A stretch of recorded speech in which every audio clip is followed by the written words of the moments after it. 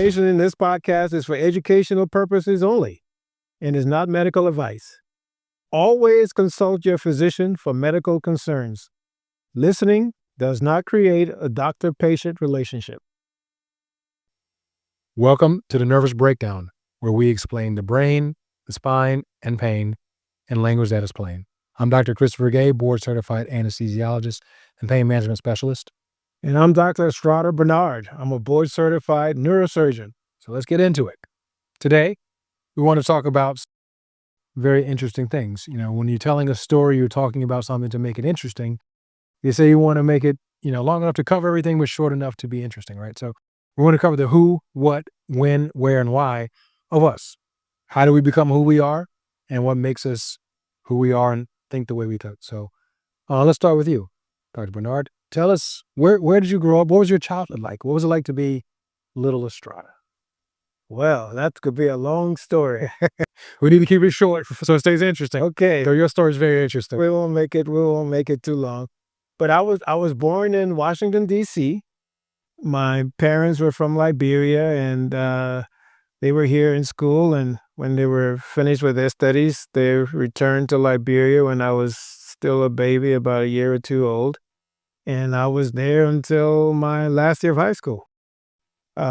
Liberia is on the west coast of Africa, and I was exposed to medicine by an uncle who was a general surgeon there, and he inspired me. I worked in his clinic for some of the summers.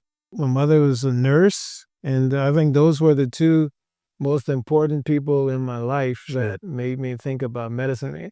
When I think about it, I never really wanted to do anything else but medicine. Okay.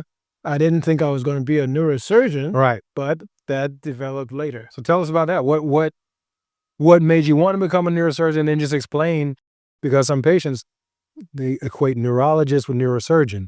So kind of explain what swayed you to become a neurosurgeon, and then just tell the listeners what a neurosurgeon really does. Okay. Well, I went to Duke Medical School. Mhm. At Duke Medical School, we had an interesting program where we did all of the basic sciences in the first year, Right. all of the clinical sciences that required clinical sciences in the second year. Then in the third year, you did electives, which could be, most of the time it was research. And then in the fourth year, you finished with your clinical electives. Well, in the first year of medical school, we had a period between Thanksgiving and Christmas where we did the neurosciences. Okay. Very short time to cover a lot of material. Yeah. But I was fascinated by the nervous system. Okay. I was very intrigued. I was interested in how the brain and the spinal cord work, how you could examine a patient and localize where the problem was. Sure. That there were a lot of fascinating things about the brain that were known, but there were a lot of things that weren't known. Right. And that really piqued my interest. Okay. So I initially thought I wanted to be a neurologist. Oh, wow. Okay. And I was exposed to some of the neurosurgery residents at Duke. And I remember one particular resident said, well, why do you want to be a neurologist? As a neurosurgeon, you can actually intervene more. There are more interventions that you can do. Sure. And that got my attention. But funny story, my classmates in medical school say that I had a surgeon's personality even before I decided to be a neurosurgeon. I don't know what that being implemented, or I don't know. I'm not even going to go into it. But eventually I decided that I wanted to do neurosurgery. Sure. So I made that decision during my first year. And then in my third year, when I had the elective time, I worked in the lab, the basic science laboratory of a neurologist. Okay. And did research in the neurology field. Sure. And just developed the interest from there. Of course, in my senior year, I took the neurosurgery clinical electives, and that's just solidified my interest. Sure. Just to make it clear, so a neurologist they study nerve specialists, but a neurosurgeon can do things about the problems that might be uncovered by neurologists, right? And so Yeah, so neurologists are, I think in the United Kingdom, they distinguish them as medical neurologists Okay. versus surgical neurologists. Like a spectrum almost. Right. So neurosurgeons are the surgical neurologists. Sure. So we deal with the nervous system. The medical neurologists make diagnoses and prescribe medications, Sure. those kinds of treatments. The surgical neurologists, that is the neurosurgeons, make diagnoses. They make prescriptions too, but their primary intervention is with surgery. Sure. So surgical Sure. procedures as opposed to So the neurologist or medical neurologist. very similar to like a cardiologist and interventional cardiologist. One does the diagnostics and treatments and medications, others puts in stents and More drastic, a cardiologist versus a cardiothoracic surgeon. surgeon. Correct. Yes, Correct. yes, It's yeah. a better approximation. Okay, so what about neurosurgery? Were there any specific conditions that drew you to it, or just the whole you love neuroscience and this is a way to embrace it and have something you can actually do to fix people? I was interested in all of it, The whole thing. in all of it. I mean, particularly the brain, but even the spinal cord was fascinating to me. The exciting things, if you would say exciting, when during my initial phases of training was trauma. Mm. Because you had drastic situations that you could make intervention for, and sometimes you couldn't alter the course significantly, but many times you could. Sure. Sure. And besides that, the cerebrovascular disease, the diseases of the blood vessels of the brain, which can lead to stroke, aneurysms, were very interesting to me, and as an African American, I knew that hypertension is quite a problem Yes. in that population, and in that part of the country called the stroke belt, where Sure. North Carolina was, or where North Carolina is, cerebrovascular disease is a significant issue. So some of my initial interests, as I finished my training in neurosurgery at Duke, I I went on to the faculty at the University of North Carolina in Chapel Hill and developed interest in cerebrovascular disease. So I did quite a bit of aneurysm surgery, carotid artery surgery, skull base tumors at the base of the brain. Many of the approaches to aneurysms involve having knowledge of skull base approaches. So oftentimes people who did skull base surgery also did cerebrovascular work. Sure. So, very meticulous work that you have to do because you're working around blood vessels and things of that nature. Just to make it even more clear, a neurosurgeon is a specialist, but you can be a specialist, a subspecialist within that field. There's certain additional specialties you can have, certainly spine surgery, endovascular. Can you explain to our listeners what fellowships, which is what you call their subspecialization, they do a fellowship, what fellowships there are in neurosurgery and what any of them you may have done or Well, it's a long list of subspecialty interests. Almost any area of the nervous system that you can think of, sure. you might have a subspecialty interest. If you're interested in the nerves, the peripheral nerves, there you can subspecialize in peripheral nerve surgery.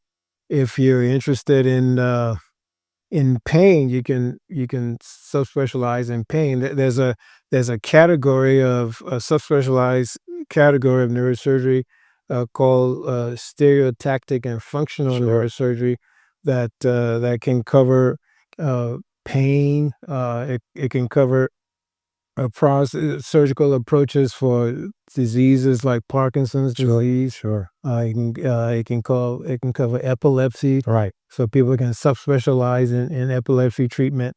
There's subspecialization in cerebrovascular disease with the development of endovascular approaches. That is entering inside the blood vessels to treat problems within the brain that involve the circulatory system. There's a subcategory of vascular surgery called endovascular. Sure. So those are the people that do the catheter work.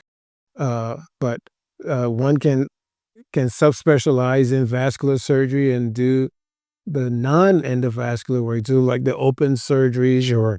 repairing aneurysms, from the outside as opposed to going inside the blood vessel. Absolutely. So those are just a few, and of course, a big thing is spine. Right. Right. Spine, the spine disorders are the most prevalent of disorders that somebody in a general neurosurgery practice might see. So there's a greater number of patients that have spinal disorders as opposed to brain problems. Sure. The brain problems are just not as frequent. Right. So it sounds essentially a neurosurgeon can treat a patient from head to toe, literally from their brain to their peripheral nerves. Often do carpal tunnel surgery, cancer, spine tumors, things like that. A lot of things you have to know. I want to talk more about spine in a minute, but can you tell us your the total education to become we'll say, a general neurosurgeon without a subspecialty fellowship? But how long does it take to become a neurosurgeon? Well, let's count back, okay?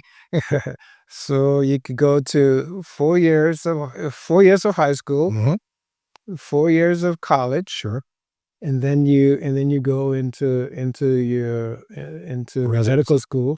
Yeah. 4 years of medical school, and then after medical school, you go into your training, your subspecialty training. And when I trained, we you did 1 year of general surgery, Right. and then after that, you did your neurosurgery. So for me, it was 1 year of general surgery and then 6 years of neurosurgery training. So by the time I finished, it was 7 years after medical school. So if you And if you have a subspecialty interest and Mhm. want to get additional training, then that could take an additional year or two pursuing one of those subspecialty areas that you talked about. so including high school, more or less 20 years, plus or minus of Mhm. training before you actually get to go and work and call yourself an independent neurosurgeon. So quite a commitment.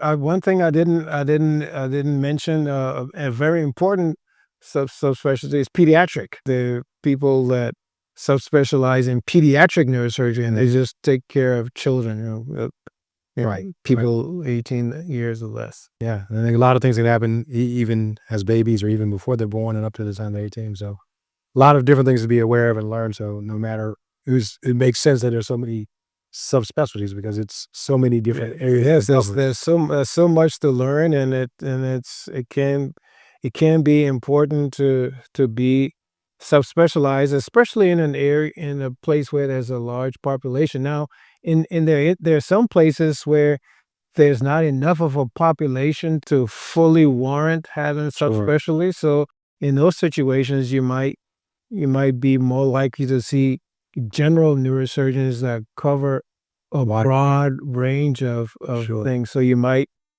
have somebody doing general neurosurgery that one day might be doing a carpal tunnel release, another day they might be doing a ventricular peritoneal shunt in a pediatric patient, and the next day they might be doing a spinal fusion, another day they might be taking out a blood clot from the brain in somebody that had a head injury. Another time they might be doing a craniotomy, removing a part of the skull to repair a ruptured aneurysm. Sure. Very comprehensive specialty, and it makes sense that it's part of our nervous breakdown because you're covering everything from head to toe. You have to have an understanding of how different body systems, organ systems work together, and how to address them if there's something that is addressable from a neurosurgical standpoint. So tell us more about my understanding or recollection is that you were mostly involved in spine when you were in Alaska, but that may just be my perception because that's how we interacted mostly. What, if you did, led you to subspecialize into spine work? When I was in an academic setting, when Mhm. I was at the University of North Carolina, I was there for 14 years. By the time I left, I was the chief of neurosurgery at that institution.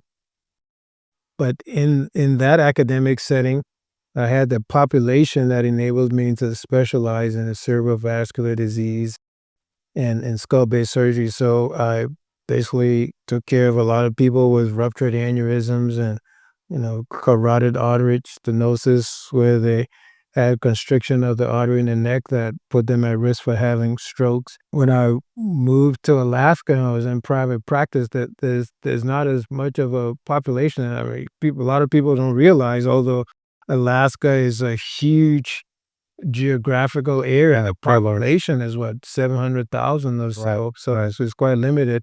So there weren't a big enough population for me to adequately pursue subspecialty interests. So I became more of a general neurosurgeon. And as I said earlier, for the typical general neurosurgery practice, most of what you do is spine. Sure, maybe 60-70% of what one does in a general practice is spine. Sure. When I initially moved to Alaska, I still did aneurysm surgery because I had that expertise. Right. And I eventually I recruited one of the residents that had trained with me at the University of North Carolina because he had done a fellowship in the endovascular treatment of aneurysm, which is less invasive. And sure. I saw that it was the forefront of the advancement in the field, and welcomed him to come and develop the endovascular practice, and that helped me to phase away from the cerebrovascular disease management and focus more on the general practice, which, as I said, consisted a lot of spine. In that process, I developed interest in minimal invasive spine surgery. Sure. and spent a lot of time working through a small tube, a little straw, with a microscope to take care of ruptured discs, spinal stenosis, and that sort of thing. And as I developed an interest in pain, in placing spinal cord stimulators, sure, I applied the minimal invasive technique to placing spinal cord stimulators, and so that allowed me to do procedures that ordinarily required admission, sure, to the hospital, as an outpatient, instead of having because there was less trauma and less need for medication. Sure. When I say trauma, I mean less disruption of tissue. Sure. I could do it as an outpatient. People went home the same day. That's amazing. You really made a name for yourself when you got there, and the stimulators. I don't think anyone uses that technique like you did, because it was amazing, and patients would get great results. And I would often do these stimulated trials at my office, and then would send them there for their permanent implants because it worked so well, and the patients recovered so quickly and got the benefit of this amazing technology called spinal cord stimulation, which is used when the problem is fixed. You've gone in, you've done surgery, you fixed a disc herniation, but they may still have pain shooting down their leg or arm, and you can go in and essentially make that pain go away. It used to be that we would replace it with a sensation that they like better, but now as the technology is involved, it really just makes that pain sensation go away without giving you a new sensation to feel in place of it. So it's amazing. And then the other thing I love about it is that the trial, patients get to try it before they buy it. They don't have to come in and say, I want a stimulator. You go, I want to try this stimulator. And they go home for a few days, see how it works, and then they come back. If it was amazing, then they connected with you and they get a permanent one, and they hopefully go about life feeling much, much better. Well, we should flip the table and talk about how you're getting excited about talking about these spinal cord stimulators. Sure. Let's talk about how you got into the pain management specialty area. We speak in my language talking about getting out of pain, right? So pain management. So back up. Yeah. Just like I did, talk about how you got into medicine. Where did you grow up? Yeah. Then at some point we should talk about how we intersected. Absolutely.